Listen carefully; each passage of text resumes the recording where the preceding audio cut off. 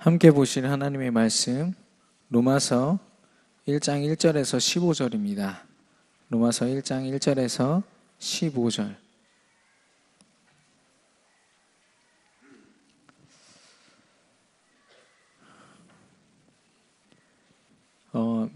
말씀이 좀 길기 때문에 저와 여러분이 교독하도록 하겠습니다. 제가 먼저 읽겠습니다.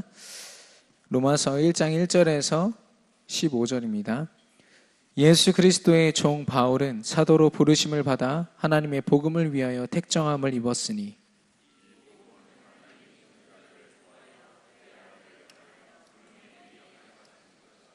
그의 아들에 관하여 말하면 육신으로는 다윗의 혈통에서 나셨고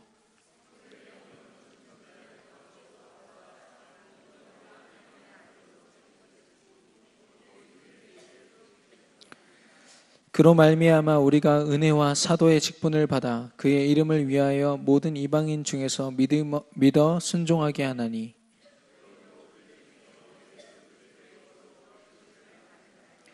로마에서 하나님의 사랑하심을 받고 성도로 부르심을 받은 모든 자에게 하나님 우리 아버지와 주 예수 그리스도로부터 은혜와 평강이 있기를 원하노라.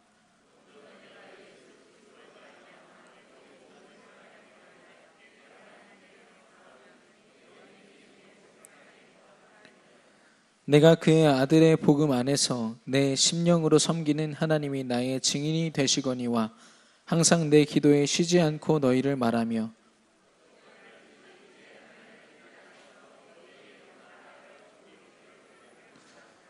내가 너희 보기를 간절히 원하는 것은 어떤 신령한 은사를 너희에게 나누어 주어 너희를 견고하게 하려 함이니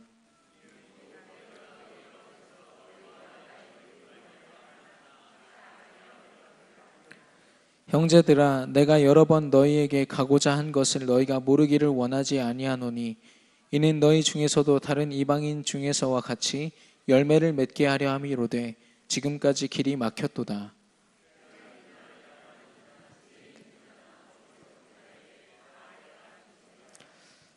같이 읽겠습니다.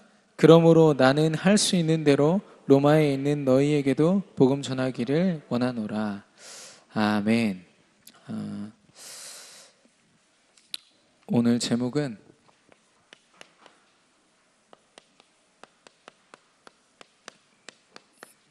개혁의 시작입니다.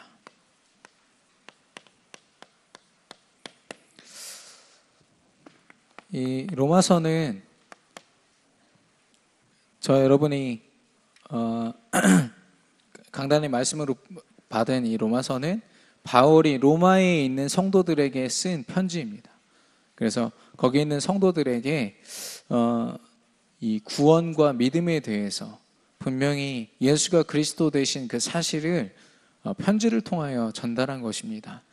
그 귀한 고백으로 우리 강단 말씀을 주셨죠. 제2의 종교개혁이라 했습니다.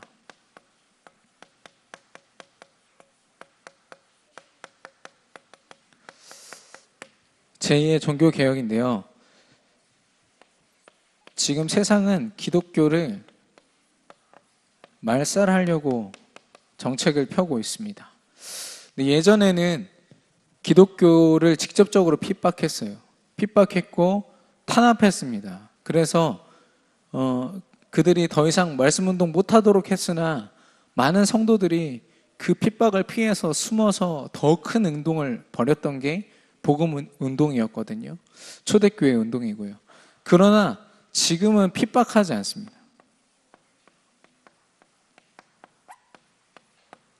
이 사단이라는 놈이 점점 더 이렇게 지능이 좀 높아지는 느낌인 거 있죠. 머리가 완전 박살이 안 났는지 좀 머리를 쓰는 것 같습니다. 뭐냐면 복음을 희미하게 만드는 겁니다. 예수가 그리스도라는 이 언약을 오직으로 붙잡아도 지금 끊임없이 그 언약을 놓고 싸워야 되는 교회가 복음이 아니어도 된다라는 타이틀을 이제 걸기 시작하는 겁니다. 왜냐하면 독선적이라는 이유로, 다른 종교를 품지 못한다는 이유로 정말 흔들리지 않고 붙잡아야 될 그 진리가 흔들려 버리는 겁니다. 복음이 아니어도 된다. 꼭 하나님이 아니어도 하나님은 다른 종교에도 있다. 그 얘기를 교회가 하기 시작한 겁니다.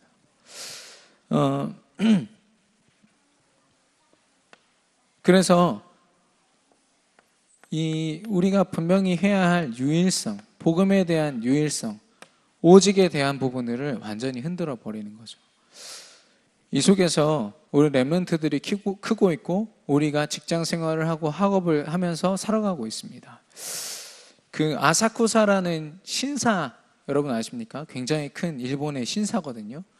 거기 신사에 대한 어떤 목사님의 말씀을 듣는데 이스라엘 성전이랑 똑같이 지어놓은 거예요. 이스라엘 성전에 들어가면은 물두덩도 있고 손 씻는 물두덩도 있고 그리고 성소가 있고 지성소가 있습니다. 그리고 그 성막에 가기까지 한 가지 하나의 길이라고 그래가지고 딱 길이 있어요. 근데 그 옆에 공간에서 이제 제가 그림으로 그려드리면 참 좋겠는데 옆에서 이제 장사하는 사람들을 예수님이 채찍질 하셨잖아요. 그 자리에서 장사를 하고 있어요. 장사하는 양옆에서 장사하는 곳으로 그 한 길을 따라서 가면은 물두덩이 있고 성소와 지성소가 있습니다. 물론 그들은 성소, 지성소라고 부르지 않지만 딱 거기에 있어요. 그리고 사람이 들어갈 수 없는 그곳을 보면은 언약궤와 똑같은 모습으로 그게 세워져 있는 거예요. 제가 그걸 보면서 얘네 진짜 무서운 애들이다. 어디서 그 아이디어가 났는지는 알 수가 없습니다. 아마 성경에서 보고 배우지 않았는가 싶지만 복음의 모습들을 그렇게 똑같이 따라하는 거예요. 우리도 똑같아. 너희들 하는 것처럼 우리도 하고 있어. 너희들 복음 중요하다고 얘기하는 것처럼 우리한테도 이게 중요해. 이게 우리의 삶의 의미야. 그러니까 무시하지 마. 교회들도 서로 무시하지 말자고 얘기합니다. 그게 종교 통합 아닙니까? 지금 그런 상황 속에 있습니다. 기독교의 말살이 단순히 개독교다 욕하는 것뿐만이 아니라 뒤에서 굉장한 전문성을 가지고 희미하게 만드는 거예요. 여러분이 이 분명한 사실을 현장에서 발견하기를 원하고, 그러나 이 희미해진 복음은 하나님 만나는 길이 아닌 거죠. 아까 그 아사쿠사 그 신사로 들어가는 길이 절대 성막으로 들어가는 길과 다른 겁니다. 성막으로 가는 길은 하나님 만나는 길이지만 그 길은요, 하나님과 더 멀어지는 길이거든요. 그걸 우리가 분명히 그들에게 전달해 줘야 됩니다. 그게 전도거든요. 그래서 비슷한 복음, 어설픈 복음 하지 말고 오직 복음. 저와 여러분이 분명히 누려야 될 줄로 믿습니다. 예수가 그리스도 되심의 그 믿음이 이 개혁의 타이틀입니다. 예수가 그리스도 되신다.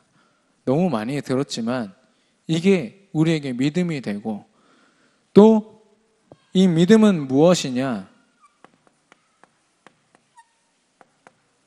온전한 하나님의 은혜로 우리에게 주어진 것이다라는 결론이 나는 겁니다. 사도행전 13장 48절에 보면 작정된 자는 다 믿더라 했거든요. 하나님이 우리를 작정하시고 우리에게 하나님의 은혜로 그 믿음을 허락하신 줄 믿습니다. 그래서 우리가 이 자리에 나온 거거든요. 그러면 우리의 공로로 되어진 것이 아니기 때문에 하나님 앞에 우리가 이제는 도전하고 하나님 앞에 기도로서 나아가는 겁니다. 뭘 위해서요? 오직을 위해서. 하나님이 주신 이 은혜의 믿음이 이제 내 삶의 오직 되게 하옵소서. 내가 이 믿음으로 살지 못했던 모든 삶이 이제는 이 믿음으로 사라질 수 있도록 성령으로 인도하여 주시옵소서. 이게 하나님이 원하시는 성경의 주제예요. 많은 기독교 방송을 통해서 많은 성경의 지식들이 가르쳐지고 있고 하지만 이 모든 성경을 통해서 하나님이 주시고자 하시는 것은 딱 한 가지입니다. 내가 이 인간의 문제를 위해서 단 하나의 답을 보낼 것인데 그것이 바로 예수 그리스도 언약이다. 그 말입니다. 그래서 오직 예수가 그리스도 되신 저와 여러분이 분명히 선포하게 될 줄로 믿습니다. 이걸 위해서 우리 강단 결론에 뭐라고 했냐면 나 개인이 하나님 앞에 서서 각인과 뿌리와 체질을 두고 싸우고 이제는 그것을 놓고 매일 매순간 싸울 수 있는 시스템을 세우라는 겁니다. 여러분과 저의 많은 삶의 부분에 있어서는 먼저 내 힘으로 열심히 하다가 일이 터지면 하나님 앞에 엎드리는 거죠. 내가 도저히 감당 못할 때 하나님 제발 살려주세요. 이게 우리의 일상적인 시스템이었습니다. 그러나 그게 아니라 그 이전에 하나님의 말씀으로 내 삶이 움직여지도록 그 말씀으로 사는 겁니다. 기도로 살고 전도하며 사는 겁니다. 그런 시스템이 그 제2의 종교 개혁의 응답이 저 여러분에게 주어지기를 바랍니다.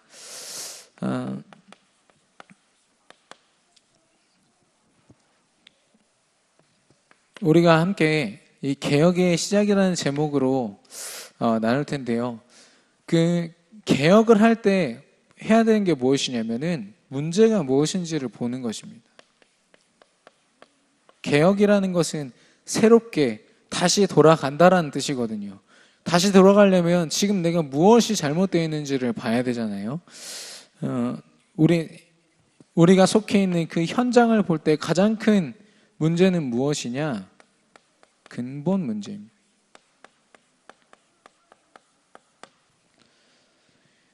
근원이 되는 문제가 무엇이냐? 인간이 사단에게 속은 거죠.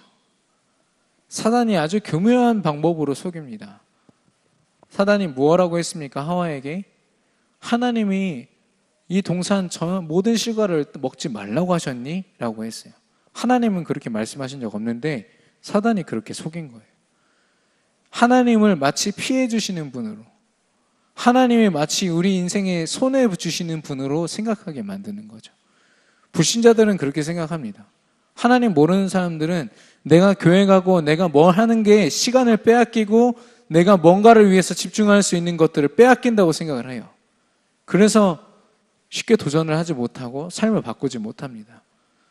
혹시 저와 여러분 중에 그런 속임수에 속고 있다면 빨리 그건 갱신하고 개혁해야죠. 하나님은 우리에게 피해 주시는 분이 아니라 참된 행복을 주시는 분입니다. 에덴 동산에서도 하나님과 함께하며 가장 행복함을 누릴 수 있도록 창세기 2장 16절 17절에 선악과 언약을 주신 거예요. 말씀 기억하며 살으라고, 하나님과 함께 살으라고. 근데 그 말씀을 어기도록 사단이 방해한 거죠. 하나님과 함께 똑같이 될 수 있다는 그 한마디에 하와가 속고 그 선악과를 먹지 않습니까? 그래서 하나님의 그 말씀에 불순종하는 죄를 짓고 결과적으로 무엇이냐? 그 상태가 하나님을 완전히 떠난, 이제는 내 힘으로 내 행복을 찾아서 살아야 하는 비참한 삶이 된 거죠.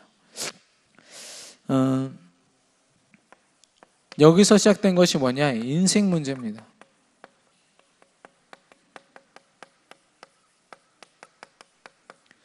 우리가 아둥바둥 되면서 사는 우리의 삶들이 사실 이 6가지 속에 다 있습니다. 첫 번째는 사단의 그 지배를 받으면서 사는 것. 하나님 말씀이 아닌 사단의 말을 듣고 그 유혹에 따라서 사는 겁니다.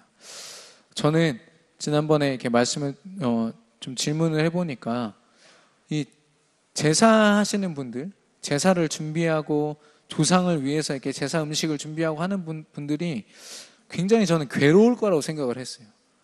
되게 막 귀찮고 힘들게 막 사단이 그것을 하도록 하지 않냐 했는데 막상 해보신 분들의 말을 들어보니까 너무 행복하게 한다는 거예요. 아침에 일어나서 지극정성으로 몸도 정결하게 하고 그거 하나하나 정성을 다해서. 근데 중요한 건 뭐냐? 그게 사단이 시키는 일이라는 거죠. 아무리 열심히 해도 도둑이 시키는 일은 도둑질입니다. 거짓말쟁이, 거짓의 아비 사단이 시키는 일들은 하나님 앞에 다 거짓되고 쓸데없는 일이거든요. 그걸 볼 때 너무 그 인생이 불쌍하다. 뿐만이 아니라 우상 숭배하고 행복하지 못하니까 우울증과 이것으로 끊임없이 정신 문제와 육신, 눈에 보이는 문제 속에서 끊임없이 살아가는 겁니다. 여러분, 문제 없는 사람이 어디 있습니까? 눈에 보이는 문제 없이 없으신 분 계십니까? 그게 눈에 보이는 것으로 살아간다면 우리가 그 스트레스는 이루 말하지 못할 겁니다. 뭐 저는 키워보지 않았지만 아이들 보면서 받는 스트레스가 그렇게 크다면서요. 네. 그것을 이겨낼 수 있는 힘이 없게 만드는 거죠. 뿐만이 아니라 육신적인 인생을 넘어섰을 때, 죽음을 앞에 뒀을 때 죽음과 함께 주어지는 것이 지옥이라는 정말 영원한 저주, 그리고 그것이 후손들에게까지 전달되는 것, 그게 바로 6가지인데 6가지 문제인데요. 이것이 사람들은요 문병이라고 합니다. 내 팔자가 이렇지 뭐, 그래서 사주팔자라고 하지 않습니까? 당연한 줄 알고 삽니다. 이 정도의 어려움은 뭐 인간이라면 당연히 겪는 거 아닐까, 이렇게 생각을 합니다. 그러나 그 인생이 절대 행복하지 않거든요. 복음 없이는 절대 행복하지 않거든요. 분명히 중독되어 있고 내가 의지하고 있는, 하나님처럼 의지하고 있는 게 분명히 그 인생에 있습니다. 본인들은 하나님 안 믿어도 나는 살 수 있어라고 얘기하지만 그 인생에 사단이 심어놓은 시스템이 분명히 있다니까요. 그게 담배든 술이든 뭐든 상관없습니다.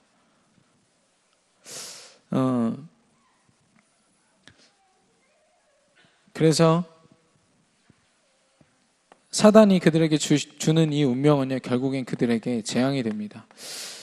왜 이 문제에 대해서 제가 좀 강하게 얘기를 하냐면, 이거를 어설프게 우리가 생각하면 복음에 대한 이 오직 유일성을 희미하게 붙잡게 됩니다.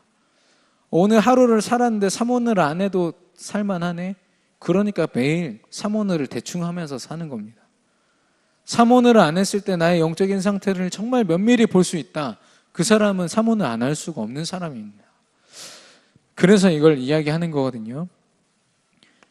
근데 이런 인생을 대하는 세상의 분위기와 문화, 흐름, 분위기, 사도행전 13장과 16장과 19장입니다. 문화와 종교와 무속, 이게 완전히 사로잡고 있습니다. 우리 렘넌트들은 내가 그리스도 하나님 자녀라고 얘기하지만 교회에 있는 시간보다 학교에서 친구들과 또 문화를 접하면서 사는 시간이 훨씬 많거든요. 이 속에서 그들이 받는 메시지가 뭘까요? 제가 이번 주에 동성애에 대한 그 말씀을 담임 목사님이 강단 메시지 주셔서 좀 확인해 봤는데요. 전 그 말씀을 들으면서 느낀 게 뭐냐면, 예를 들어서 지금 어떤 게 추진이 되고 있냐면, 좀 이렇게 거북하더라도 이해해 주시기 바랍니다. 근친성애, 소아성애, 이런 것들이 밑바탕에서 지금 추진이 되고 있어요. 동성애를 필두로 해가지고 그 법들이 지금 다 추진이 다 되고 있는 겁니다. 얘네들이 자기들 스타일로 사랑한다면 나도 이런 사랑하게 해주세요. 나 동물과 살 거예요. 나 동물이랑 성관계 할 거예요. 그러고 있다니까요. 근데 저는 그들이 막 나쁘다 그런 말을 하는 게 아니에요. 그들을 비난하는 게 아니라 그들 인생이 너무 불쌍한 거예요. 그게 법으로 지정되잖아요. 그럼 어떤 일이 일어나냐면, 우리 복음 가진 전도자들이 그들한테 가서 당신 정말 행복하십니까? 걔랑 살고 있는데 진짜 행복하세요? 안 행복하시면 진짜 행복 한번 들어보세요. 이 말 한 번을 못하게 만든다니까요. 그 말을 할 수가 없어요. 하면은 전도로 그 전도가 죄가 돼가지고 우리가 감옥에 가요. 그 생각을 하니까 정말 전도를 막는 어마어마한 전략이구나 싶은 겁니다. 그래서 제가 이번에 열렸던 제주도에 있었던 퀴어 축제의 그거 자료를 보니까요, 예전에는 굉장히 지저분하게 했어요. 누가 봐도 혐오스럽게 그걸 하거든요. 근데 이번에는 그렇지 않아요. 굉장히 전문성을 가지고요, 그 동성애 하는 돈 많은 사람들이 돈을 얼마나 쏟아 부었는지 굉장히 그 전문성 있게 움직여져요. 그 동성애에 있는 청소년 있잖아요. 고민하는 청소년들이 오면은 직업까지 다 소개시켜줘 버려요. 그러니까 자기들끼리 완전 공동체를 만들어가지고 똘똘 뭉치는 거예요. 그럼 어떻게 교회가 이기겠습니까? 육신적인 방법으로요. 앞에서 막 아무리 피켓 시위해도 소용없는 거라니까요. 야, 니네 잘못됐어라고 얘기하면 이제는 안 돼요. 저는 물론 제가 부족하지만 제가 이제 사회복지 전공을 하다 보니까 그런 생각을 했습니다. 우리 진짜 전문인들과 함께 그런 고민을 하고 싶다. 한 장소를 만들어서 동성애를 무시하지 않습니다. 하지만 동성애로 상처받거나 동성애가 혹시 여러분에게 고민거리고 문제거리가 된다면은 와서 상담하세요. 진짜 전문인 상담하는 어떤 하나님의 사람이 그런 상담 센터를 여는 거예요. 안 오겠습니까? 저는 올 것 같아요. 그렇게 고민하는 동성애자들이 안 오겠습니까? 제가 볼 때는 자기들이 지금 무슨 문제에 있는지도 말도 못하고 지금 고통당하고 있는 사람은 태반입니다. 제가 볼 때는.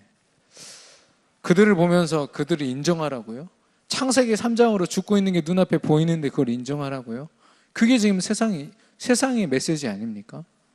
법으로 지정해서 그들을 보호하라고요? 그게 보호입니까? 사단의 올무 속에 완전히 가둬두는 거지. 복음 한 번은 들어보게 해야 되는 거 아닙니까? 그 사람들의 행복이라고 주장하는 성관계가 인생의 다가 아니라고, 예수가 그리스도 되심이 다라고 한 번쯤은 우리가 선포해 봐야 되잖아요. 그 기회를 방해하는 겁니다. 저와 여러분이 그것을 좀 분명히 확인하기를 바랍니다. 세상이 이 문제 속에 있단 말이죠. 우리가 살고 있는 세상의 문제입니다. 우리가 분명히 바라봐야 할 문제죠. 그러면 이 문제에 대해 하나님이 주신 답은 무엇이냐? 오늘 로마서 1장 1절에 보니까 바울이 고백합니다. 예수 그리스도의 종 바울은 사도로 부르심을 받아 하나님의 복음을 위하여 택정함을 입었다고 했습니다. 그리고 1장 2절에 보니까 이 복음은 하나님의 선지자들을 통하여 그의 아들에 관하여 성경에 미리 약속했다고 했어요. 하나님이 분명히 예언하셨고 성취하셨다는 겁니다. 이 믿음으로 편지를 시작하고 있습니다. 예수가 그리스도 되심이 성취되었다. 이것으로 지금 편지를 시작하고 있는 거거든요. 예수 그리스도에 대한 설명을 계속합니다. 1장 3절에 완전한 인간, 다윗의 혈통에서 나신 완전한 인간으로 오신 예수님. 왜 인간으로 오셨느냐? 인간의 죄를 대신하려면 인간이 돼서 희생되어야 되기 때문에. 그래서 오신 겁니다. 1장 4절에 보니까요, 완전한 하나님을 이야기하고 있습니다. 성결의 영으로는 죽은 자들 가운데서 부활하셨다고 했어요. 왜? 그리스도 되셔야 했기 때문에. 예수님이라는 한 사람이 그리스도가 되기에 꼭 필요한 사건이 부활이라는 사건입니다. 그 이야기를 하고 있는 겁니다. 예수 그리스도의 완전성, 베드로가 고백했던 마태복음 16장 주는 그리스도시요 살아계신 하나님의 아들이십니다라는 그 고백으로 이 편지를 시작하고 있는 겁니다. 이 고백 앞에 예수가 그리스도라는 고백, 다음에 나온 것이 뭐냐? 택하심입니다.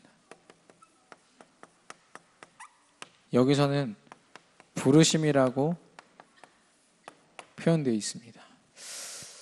1장 1절에 봐도 사도로 부르심을 받아 하나님의 복음을 위하여 택정함을 입었다고 했거든요. 이 답이 주어진 사람들은요, 하나님이 택해서 부르셨어요. 그리고 1장 1절, 5절, 6절에 보시면 5절과 6절에는 너희도 그들 중에서 예수 그리스도의 것으로 부르심을 받은 자니라. 지금 그 이야기를 하고 있는 겁니다. 이 예수 그리스도를 위해서 이 택하심을 받았다는 거죠. 이건 무엇이냐면 정체성을 이야기하는 겁니다. 우리가 늘 먼저 확인해야 될 것입니다. 예수가 그리스도라는 그 완전한 답 앞에 내가 택함을 받았구나. 이걸로 하루를 시작하시고 이걸로 내 인생의 의미를 찾고 시작하는 겁니다. 우리 뭐 이야기를 해도 되는지 모르겠지만 승준이가 수시에 합격했습니다. 그래서 본인이 원하는 학교로 이제 가게 됐어요. 앞으로 더 빡세게 교만하지 않고 절대로 교만하지 않고 준비돼야겠지만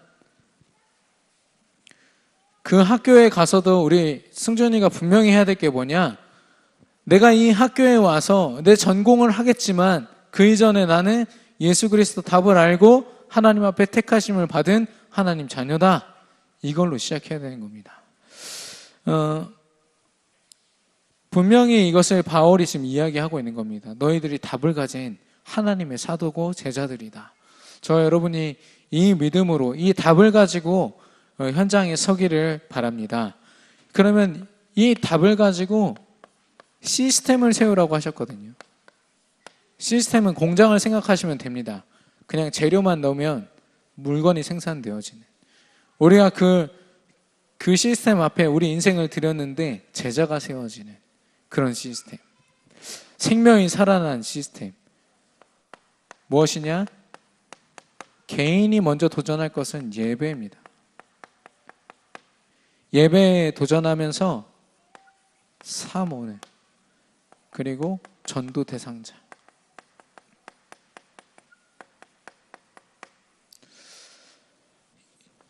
이 예배는 필수입니다. 예배 오실 때 오늘 예배가 어떤 예배다, 오늘 예배 말씀이 어떤 말씀이다, 분명히 여러분 확인하시고 성경 읽고 오시면 좋을 것 같습니다.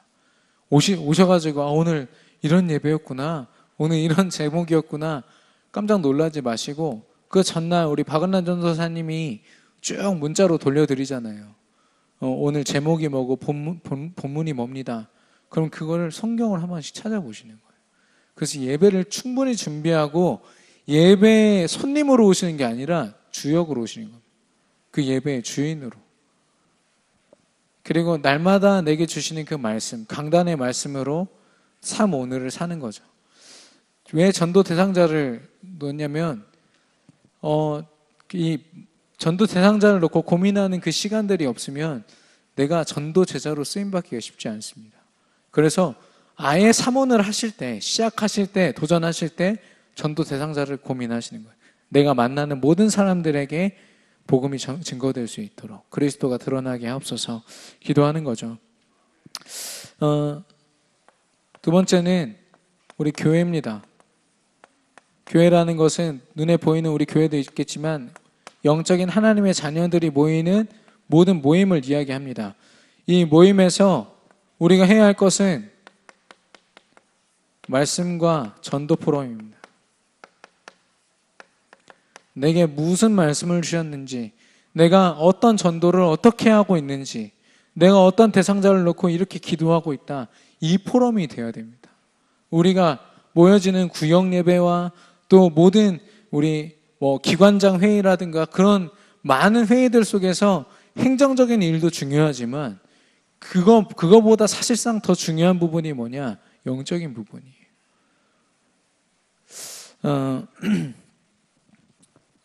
로마서 1장 11절에서 12절입니다. 11절과 12절 보면은 내가 너희 보기를 간절히 원하는 것은 어떤 신령한 은사를 너희에게 나누어 주어 너희를 견고하게 한다고 했습니다. 우리가 함께하는 이 포럼은요, 우리의 믿음을 견고하게 합니다.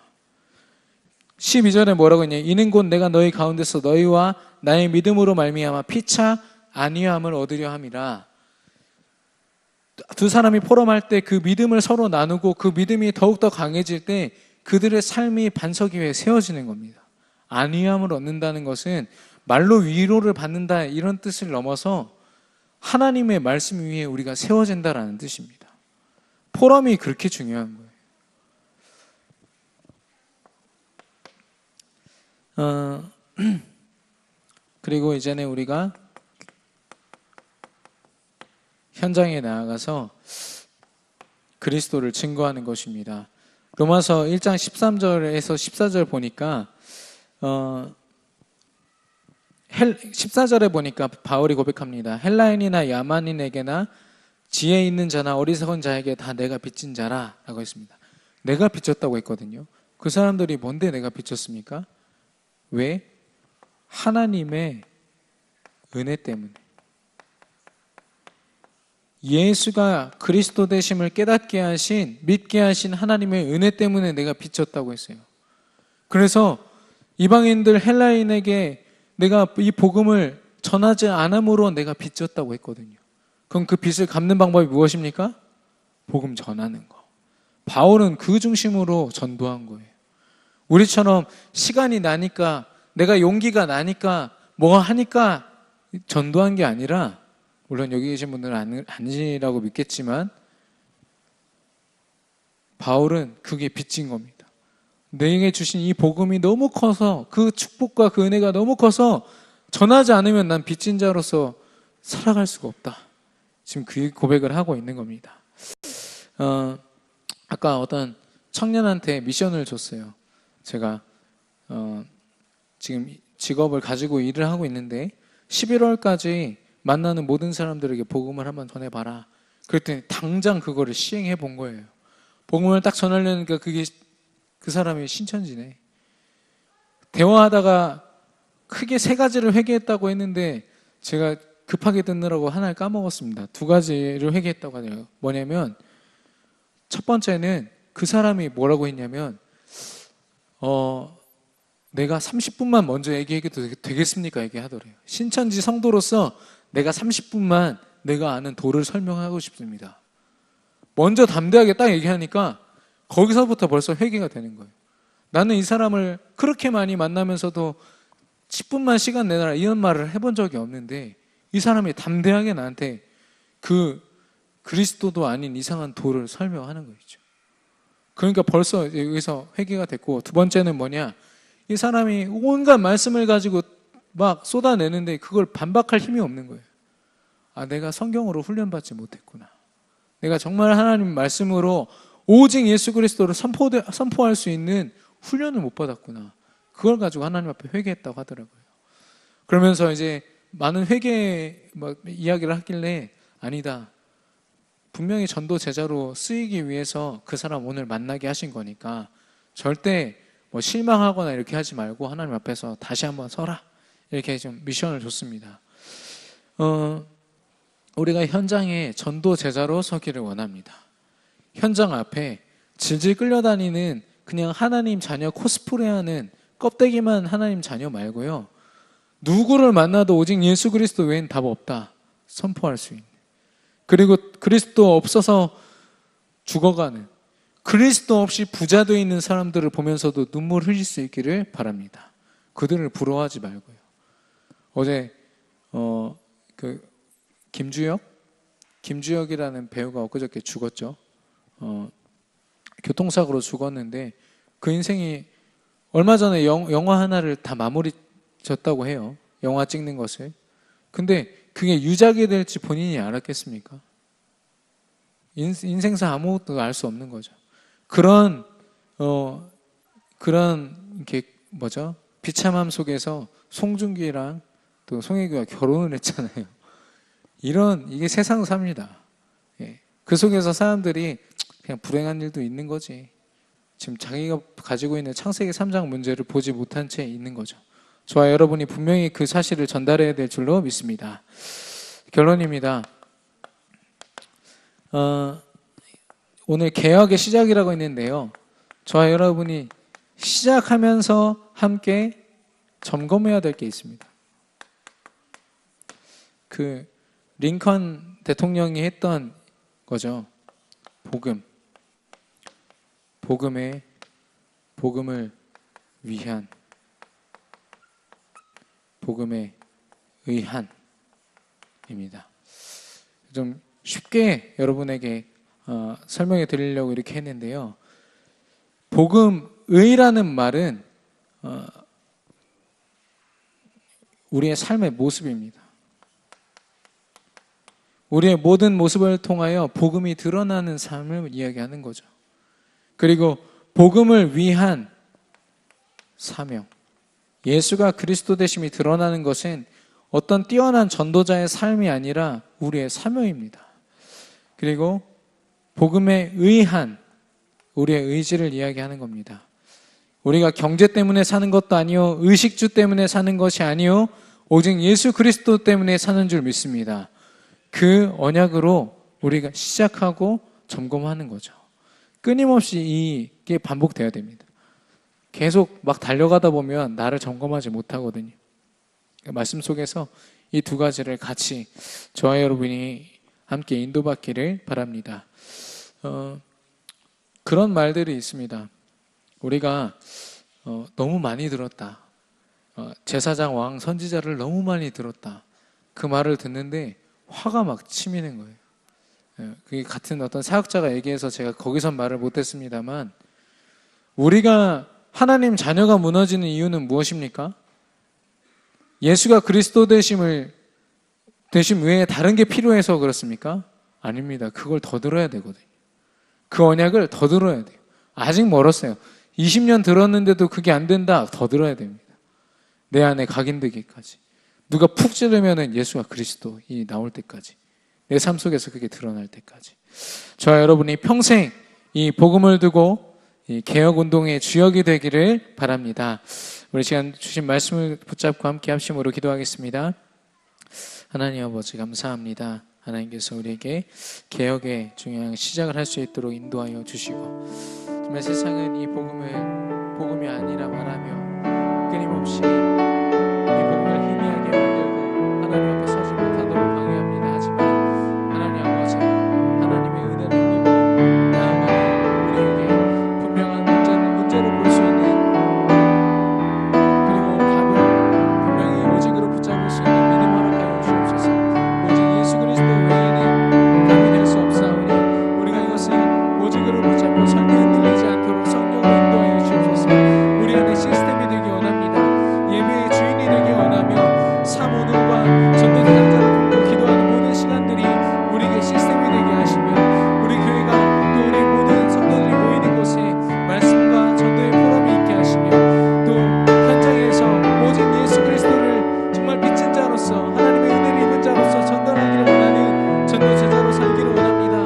우리가 시작하는 그 모든 순간에, 모든 과정 속에 성령으로 인도하여 주옵소서. 성령으로 함께하여 주옵소서.